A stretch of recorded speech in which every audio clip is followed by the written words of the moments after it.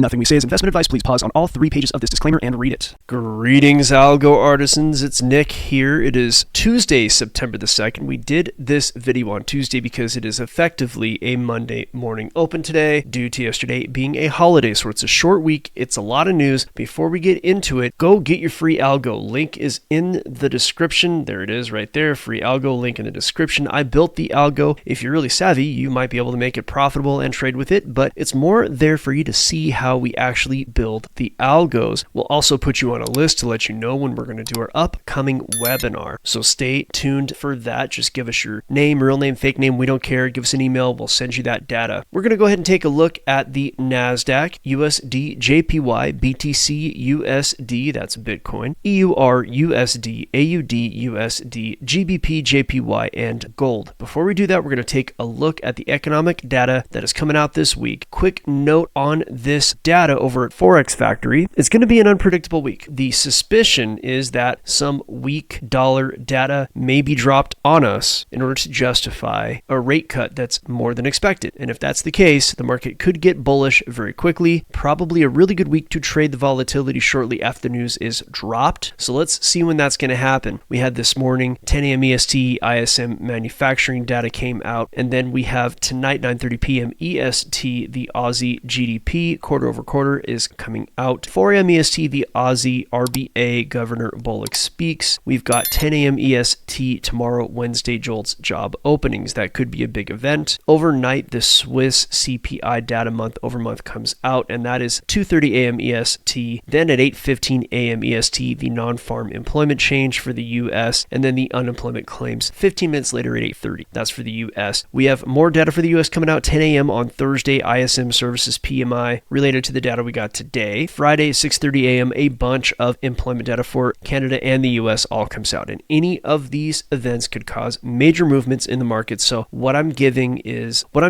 really just an area of supports and resistances where price might fluctuate and a general idea of which way it could go based on the algos. But remember, especially on a week like this, any news event could really be unpredictable and also be very profitable. Let's go ahead and jump into the charts, and we'll start with the NASDAQ.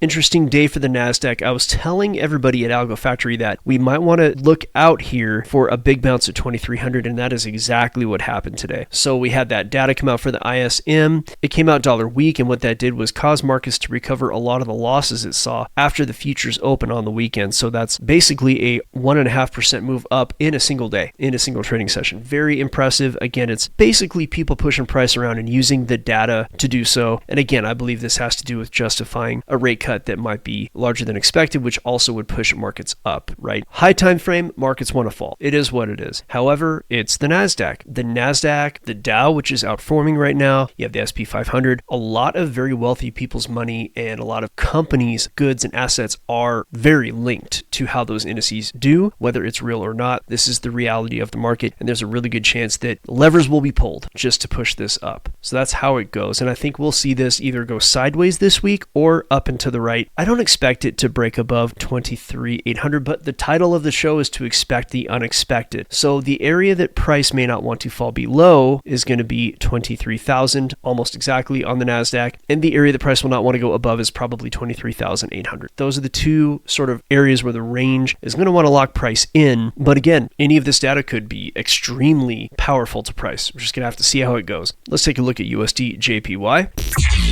Now this really has been strong going up. It's an indication of dollar strength. And really, I've been seeing dollar strength across the board right now. The dollar has been down, and there are a lot of theoretical reasons for that. We're not going to get into it because the charts tell us what we need to know. The JPY has been ranging. It's been range locked basically between 148.80 on the top side and about 146.50, 146.60 on the bottom side. And it's been like that going back to nearly the beginning of August. We might see it break out. It's hard to say. It's been very choppy, but it's been very tradable on the swing trade timeframes, right? So if you're just pretty patient, you look for the right kind of entry, money can be made on this chart. And I do think that after such a long range, really going back to mid-July, with the exception of this deviation that happened at the end of July, I think that the breakout, whenever this happens, is going to be substantial. I think it's going to be to the top side. We'll see about that. That's very high time frame, not worried about that. But when that breakout happens, it's going to be by the dip, if and when that happens. Let's move on to Bitcoin.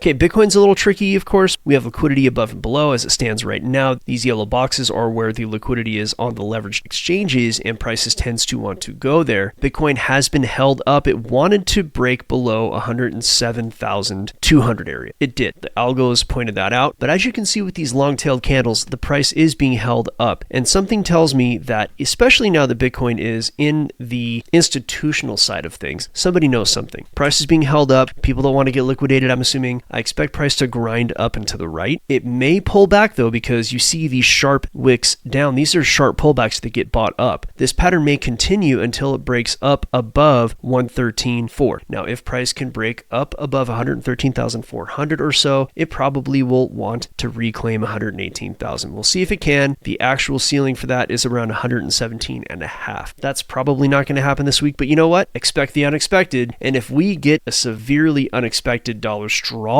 bit of data coming out in the market, all of these predictions could go right out the window. Price could go down. So this is really a tricky week. I'm just telling you right now what the algos look like and what the tea leaves kind of say, but this is a very difficult week to predict. It is what it is. Let's look at the euro. I think the euro is going to stay range bound. Very simple. Probably down to the bottom of the range at 115.88 or so. If it can make it up to the top of the range, it's going to be around 117.43. Simple as that. Let's move on to AUDUSD. Not as much activity. I expect down and to the right very softly, and I don't expect a whole lot. There is a bit of a support sitting more or less at 64.61. Price may bounce there or not be able to make it below there, but I expect price to either go to the right or a little bit down and to the right. Let's look at GBPJPY. I expect price to bounce around 198.32 or even as low as 197.95, but I do expect it to stay above 198.30 or so, and it'll probably go sideways with lower highs. We'll see how that goes. Again, I don't expect a lot, but it is pretty tradable. It's a little messy, but it's tradable on the swing trading timeframes. Let's take a look at gold, which is actually really exciting.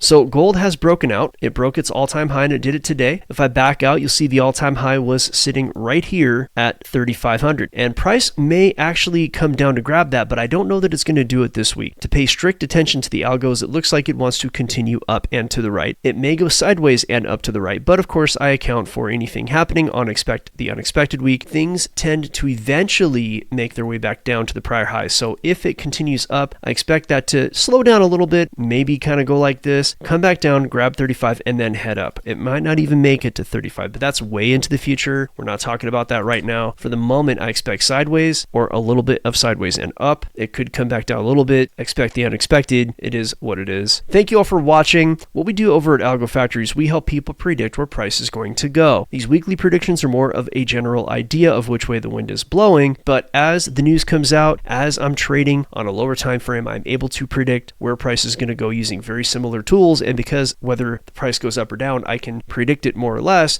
I can extract money from the markets on a regular basis, and I can do it in a predictable manner. If you want to know how we do this, come on over to algofactory.tech or get your algo. Links in the description. Give us a real name, fake name. We don't care. We'll send you the things we talked about earlier in the show, and that way you can take a look at what we do, how we do it, and see if you're interested in talking to us so you can learn how to trade like a hedge fund pro. Thank you all for watching. We will see you tomorrow morning, Wednesday, 8:30 a.m. EST, live on YouTube, or you can watch the replay on YouTube, Rumble, X, or anywhere else. Again, thanks for watching.